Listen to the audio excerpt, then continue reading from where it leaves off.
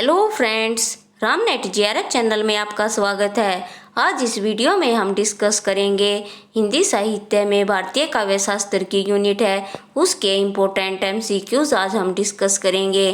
तो अगर आप किसी भी एग्ज़ाम की तैयारी हिंदी साहित्य से कर रहे हैं, जैसे TGT, PGT, net JRF, DSSB, assistant professor and PhD, तो सभी के लिए ये क्लास मोस्ट इम्पोर्टेंट है। अगर आपने सिलेबस अपना पूरा कवर कर लिया है तो इससे आपका रिवीजन हो जाएगा, और अगर आपने पूरा नहीं किया है तो आपकी बहुत अच्छी प्रैक्टिस हो जाएगी। तो आइए हम देखते हैं हमारा पहला क्वेश्चन क्या है। तो अगर आपने इस चैनल को सब्सक्राइब नहीं किया है तो आप इसे सब्सक्राइब करें और साथ ही बनी बेल आइकन को प्रेस कर दें, जिससे आपको सभी वीडियोस की नोटिफिकेशन टाइम टू टाइम मिलती रहें। और फ्रेंड्स, हमारा टेलीग्राम चैनल भी है, आप उसे भी ज्वाइन करें। उसका नाम है राम नेट जेआरएफ। यहाँ इस पर आपको सभी प्रकार की पीडीएफ प्रोवाइड करवाई जाती है, तो आप इसे भी ज़रूर ज्वाइन करें। तो आइए देखते हैं हमारा पहला क्वेश्चन क्या है। किसी साहित्य का अध्ययन, मनन और विश्लेषण द्वारा उसके गुण दोष आदि का विवेचन करने वाले विषय के लिए सर्वाधिक उपयुक्त नाम है। ए साहित्य शास्त्र, बी काव्य शास्त्र, सी अलंकार शास्त्र और डी काव्यांग। तो इसका हमारा राइट ऑप्शन है ए, किसी भी साहित्य का अध्ययन, मनन और विश्लेषण द्वारा उसके गुण दोष आदि का विवेचन करना साहित्य शास्त्र विषय के लिए सर्वाधिक उपयुक्त नाम है। नेक्स्ट क्वेश्चन देखते हैं। भारतीय काव्य शास्त्र का प्राचीनतम ग्रंथ है। ए आचार्य भामाकृत काव्यालंकार, बी आचार्य भरत कृत नाट्यशास्त्र, सी राजशेखर कृत काव्य मीमांसा और डी आचार्य मम्मट काव्य प्रकाश। तो जो भी ये ग्रंथ इनके दिए गए हैं ये सभी इम्पोर्टेंट हैं, ये भी हमें याद रखने हैं। तो भारतीय काव्य शास्त्र का प्राचीनतम ग्रंथ है, इसका राइट आंसर है बी आचार्य भरत कृत नाट्यशास्त्र। अगला क्वेश्चन है तीसरा। 4 वेद, 6 वेदांग और 4 शास्त्र के लिए अतिरिक्त 15वीं विधा किसे माना गया है। ए प्रहसन, बी कला, सी काव्य और डी संगीत। तो इसका हमारा राइट ऑप्शन है डी संगीत। 4 वेद, 6 वेदांग और 4 शास्त्र के अतिरिक्त 15वीं विधा संगीत को माना गया है। फोर्थ क्वेश्चन देखते हैं। काव्य को 14 विधाओं का आधार किसने कहा है।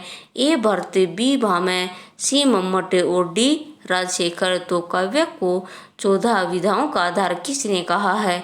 तो इसका हमारा राइट ऑप्शन है, फोर्थ का हमारा राइट ऑप्शन है डी राजशेखर। अगला हमारा क्वेश्चन है।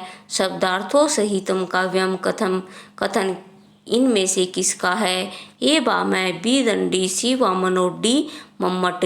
तो शब्दार्थों सहितम काव्यम ये कथन ए भामह का है, ये हमें याद रखना है। आगे देखते हैं। निम्नलिखित को सुमेलित कीजिए तथा दिए गए कूट की सहायता से सही उत्तर चुनिए। तो ये सूची 1 दी गई है, इसमें परिभाषा है, तो आइए परिभाषा देखते हैं। पहला है शब्दार्थों काव्यम, बी शब्दार्थ है शरीरम तावत काव्यम, सी वाक्यम रसात्मक काव्यम, डी रमणीयार्थ प्रतिपादक है शब्द वाक्यम। तो आइए इसके आचार्य और देख लेते हैं। सूची 2 में आचार्य दिए गए हैं। ए जगन्नाथ, बी विश्वनाथ, सी आनंदवर्धन और चौथा है रुद्रट। तो इसके ऑप्शन भी हम देख लेते हैं। ए का दूसरा, बी का चौथा, सी का पहला और डी का तीसरा। बी में ए का चौथा, बी का तीसरा, सी का दूसरा और डी का पहला। सी में ए का पहला, डी का दूसरा, सी का तीसरा और डी का चौथा और डी ए का तीसरा, बी का पहला, सी का चौथा और डी का दूसरा। तो इसका हमारा राइट ऑप्शन होगा बी। तो आइए मिलान करते हैं। तो ये जो है मिलान वाले क्वेश्चन होते हैं ये बहुत ईजी होते हैं। अगर हमें एक का भी पता है तो ये हमें आसानी से आ जाएंगे। तो पहला है जो हमारा शब्दार्थो वाक्यम, ये हमारा इसका आंसर होगा ए शब्दार्थो वाक्यम।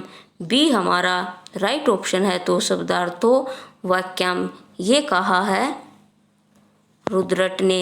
शब्दार्थो शरीरम तावत वाक्यम ये कहा है हमारा आनंदवर्धन ने। और वाक्यम रसात्मक काव्यम ये सी हमारा कहा है विश्वनाथ ने। और रमणीयार्थ प्रतिपादक शब्द का वाक्यम ये हमारा कहा है जगन्नाथ ने। तो ये सभी हमें याद रखनी है, एग्जामिनर इनमें से कोई भी इनकी परिभाषा देकर पूछ सकता है। अगला क्वेश्चन देखते हैं 7th, अंतःकरण की वृत्तियों के चित्र का नाम कविता है, ये किसने कहा है? ए मैथिलीशरण गुप्त, बी हजारी प्रसाद द्विवेदी, सी महावीर प्रसाद द्विवेदी और डी प्रेमचंद। तो फ्रेंड्स जो हमारा 7वां क्वेश्चन है उसका राइट आंसर है सी महावीर प्रसाद द्विवेदी ने अंतःकरण की वृत्तियों के चित्र का नाम कविता है। ये कथन महावीर प्रसाद द्विवेदी जी का है। नेक्स्ट क्वेश्चन है कविता को जीवन और जगत की अभिव्यक्ति किसने कहा है? ए हजारी प्रसाद द्विवेदी, बी डॉक्टर नगेंद्र, सी परमानंद श्रीवास्तव और डी रामचंद्र शुक्ल। तो इसका हमारा राइट ऑप्शन होगा डी, कविता को जीवन और जगत की अभिव्यक्ति रामचंद्र शुक्ल ने कहा है। अगला क्वेश्चन देखते हैं 9, कविता द्वारा असंभव को भी संभव किया जा सकता है, ये किसने कहा है? ए महावीर प्रसाद द्विवेदी, बी हजारी प्रसाद द्विवेदी, सी भारतेंदु हरिश्चंद्र और डी रामचंद्र शुक्ल। तो इसका हमारा राइट ऑप्शन है ए, महावीर प्रसाद द्विवेदी जी ने कहा है कविता द्वारा असंभव को भी संभव किया जा सकता है। अगला क्वेश्चन है निम्नलिखित को सुमेलित कीजिए तथा नीचे दिए गए कूट की सहायता से सही उत्तर चुनिए। सूची 1 में दिया गया है ए काव्य जीवन की आलोचना है, बी काव्य आत्मा की संकल्पनात्मक अनुभूति है, सी काव्य आत्मा विभक्ति है, डी कविता हमारे परिपूर्ण क्षणों की वाणी है। तो सूची 2 में इनके कवि दिए गए हैं, आइए वो देखते हैं। पहला सुमित्रा नंदन पंत, दूसरा है डॉक्टर नगेंद्र, तीसरा है जयशंकर प्रसाद और चौथा है प्रेमचंद। तो आइए ऑप्शन देखते हैं क्या क्या है। ए हमारा है ए का पहला, बी का दूसरा, सी का तीसरा और डी का चौथा। बी ए का चौथा, बी का तीसरा, सी का दूसरा और डी का पहला। सी ए का दूसरा, बी का पहला, सी का चौथा और डी का तीसरा। डी ए का तीसरा, बी का चौथा, सी का पहला और डी का दूसरा। तो जो हमारा 10वां क्वेश्चन है उसका हमारा राइट ऑप्शन होगा बी, ए का चौथा और बी का तीसरा। तो आइए देखते हैं जो ए हमारा है उसका हमारा काव्य जीवन की आलोचना है, तो ये कहा है प्रेमचंद जी ने, और काव्य आत्मा की संकल्पनात्मक अनुभूति है। तो इसका हमारा जो राइट है ऑप्शन है वो है जयशंकर प्रसाद, और काव्य आत्मा की अभिव्यक्ति है ये कहा है डॉक्टर नगेंद्र ने, और कविता हमारे परिपूर्ण क्षणों की वाणी है तो ये कहा है सुमित्रा नंदन पंत जी ने। तो ये सारी जो परिभाषाएं दी गई हैं ये इम्पोर्टेंट है और हमें याद रखनी है। अगला क्वेश्चन देखते हैं, इनमें से कौन सा तत्व काव्य के भाव पक्ष का नहीं है? ए कल्पना, बी अनुभूति, सी शब्द चयन और डी विचार। तो इसमें पूछा गया कि कौन सा तत्व काव्य के भाव पक्ष का नहीं है, तो भाव पक्ष का पूछा गया है और क्या दिया गया है नहीं पर हमें ध्यान देना है। तो इसका राइट आंसर होगा सी, शब्द चयन भाव पक्ष काव्य के भाव पक्ष का नहीं है। अगला क्वेश्चन है, इनमें से एक तत्व कविता के कला पक्ष से संबंधित नहीं है। ए बिंब और प्रतीक, बी अलंकार, सी भाषा और डी कल्पना। तो एक तत्व कविता के कला पक्ष से संबंधित नहीं है तो इसका हमारा राइट ऑप्शन होगा डी। तो फ्रेंड्स आज हमने इस वीडियो में 12 क्वेश्चन किए, तो आपके ये क्वेश्चन कितने सही हुए आप मुझे कमेंट बॉक्स में कमेंट करके बताएं और आपको ये वीडियो कैसी लगी ये भी बताएं।